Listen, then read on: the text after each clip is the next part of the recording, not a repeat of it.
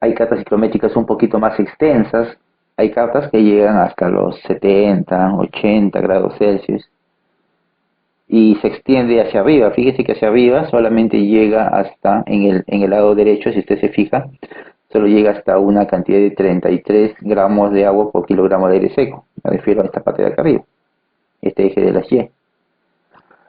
Pero hay cartas que llegan a valores más altos todavía, ¿no? Porque ahí está cortado.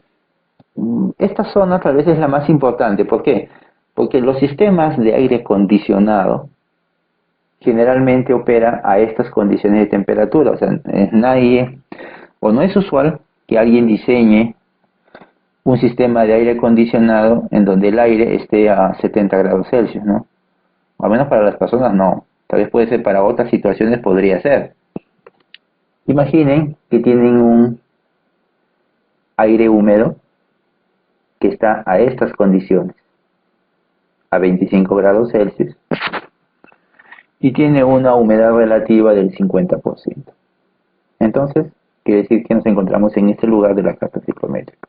¿Qué pasaría si yo a esa corriente de aire húmedo le transfiero energía? Es decir, lo caliento. Imagine que en esa tubería, en ese ducto, cuando está circulando el aire húmedo, coloco un par de resistencias eléctricas, de tal manera que le doy energía a ese aire húmedo.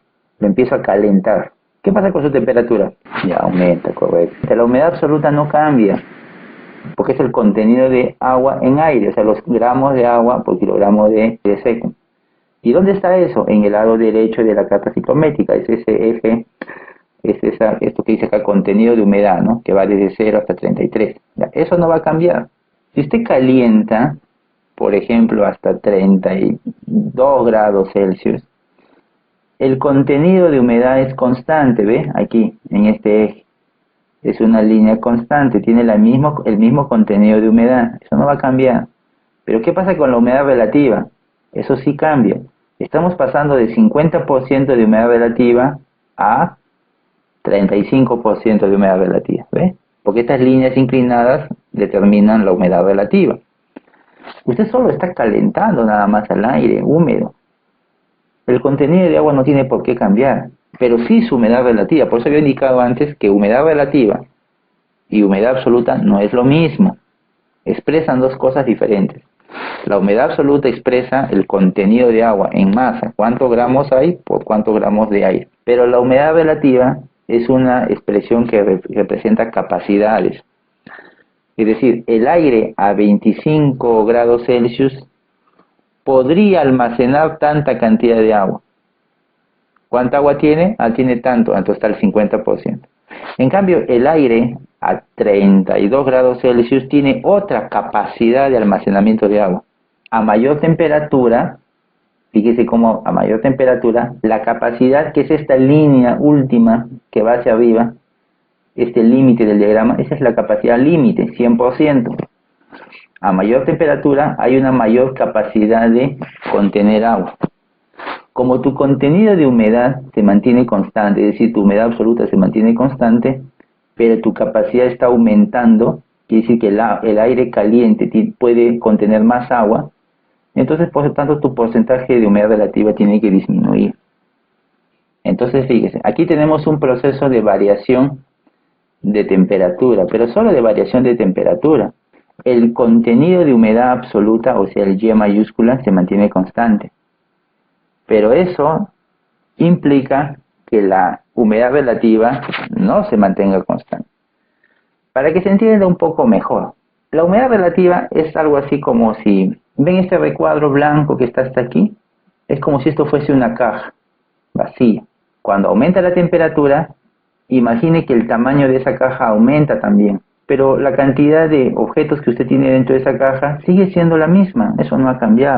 ¿Qué es lo que ha cambiado cuando aumenta la temperatura? Lo que aumenta es la capacidad del aire para contener agua.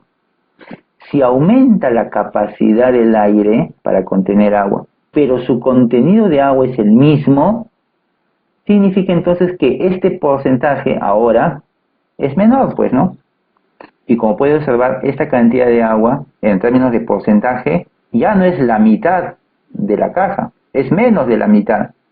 Por lo tanto, la humedad relativa ha disminuido, a pesar de que el contenido de agua es el mismo. Es la misma cantidad de agua, tantos kilogramos o tantos gramos de agua por kilogramo de aire seco. Eso no ha cambiado. En la producción de harina de pescado, la harina sale con cierto contenido de humedad. Entonces, esa harina hay que secarla.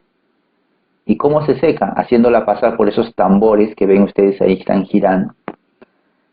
El material sólido húmedo pasa por esos tambores.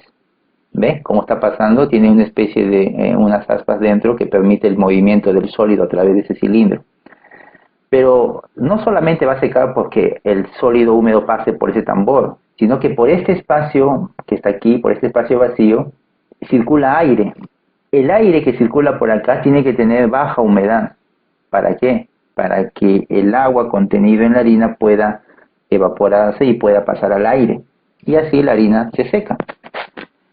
Entonces, ¿qué conviene ahí? Agregarle aire atmosférico, aire que está frío. No conviene eso. Lo que conviene es más bien agregarle un aire caliente. ¿Por qué? Porque el aire caliente tiene una mayor capacidad de absorber agua.